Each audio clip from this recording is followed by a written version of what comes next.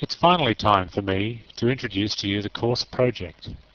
The course project is a single C program that we will be developing for the rest of this training course. We'll start simple and we'll make our program more and more sophisticated as the course goes on, as we learn more and more complex things that we can do with the C programming language. At the moment, we really don't know very much.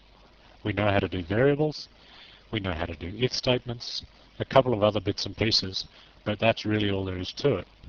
So at the beginning, our course project is going to be very simple.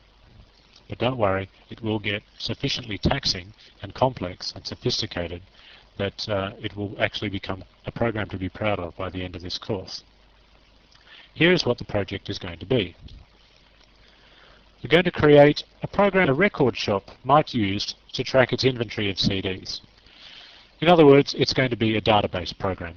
We're going to create a program that people will type the details of the CDs in the shop into, and it will store those details in memory.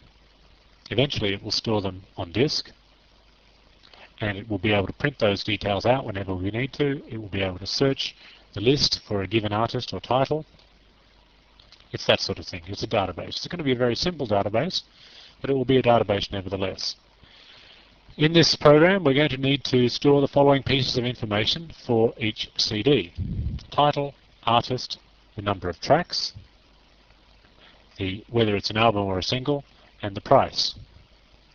Okay, now let's say a couple of words about each of those. Title and artist, they're straightforward. They're going to be strings. How long they should be, well, that's up to you. How long do you think a CD's title or artist could possibly be? Number of tracks, okay, well that's probably just going to be an integer, or perhaps a short, depending on how many tracks you think you can fit onto one CD. Now, the next one is a little bit tricky. In fact, it's the only tricky one. Album or single. We do want to store that information. What are we going to store it in?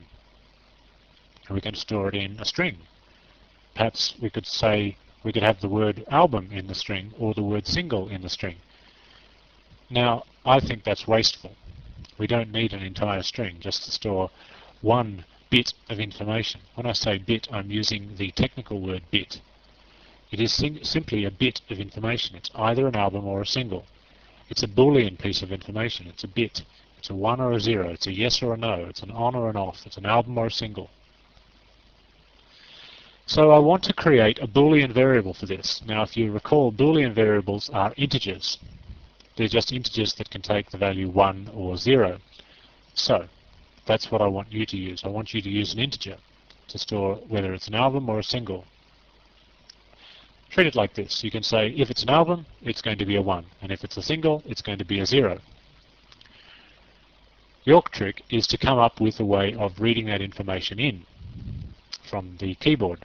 How do we get the user to tell us whether it's a album or a single in a user-friendly way without saying, please type in a 1 if it's an album or a 0 if it's a single? I don't want you to do that. That is ugly.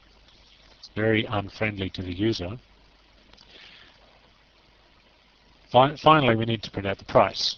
Read in the price and print out the price. These are the fields that we're going to track for each given CD. Now, we're going to start with one CD. Our entire database program is only going to be able to handle one CD in the beginning. Later, we'll expand our program such that it can handle any number of CDs. We might start in the beginning with a limited number of CDs, and then we might extend it to an unlimited number of CDs. And these are the pieces of information we need to track about each CD. But in the beginning, it's only going to be one CD. So you can declare a variable for each of these fields, read that information into the field, and then print the information back out. That's all I want the program to do at this point. Declare the fields, read information in, print information out, and close. That's it. That's all. This project must be commented. You must give a decent commenting to this project. Otherwise, when the program gets long and complicated, you're going to forget where you are or forget what you've done. You're not going to remember how certain things work, and you'll need to remind yourself. That's what comments are for. You'll notice that all my sample solutions are all going to be commented for this course project, and I suggest that yours are too. please get into the habit of it. I know it's time consuming and I know it's a headache, but if you're not in the habit of it, you will never be thought of as a solid professional quality programmer. Okay, see if you can go away and do that. I'm not going to give you much of a guide as to how to do it.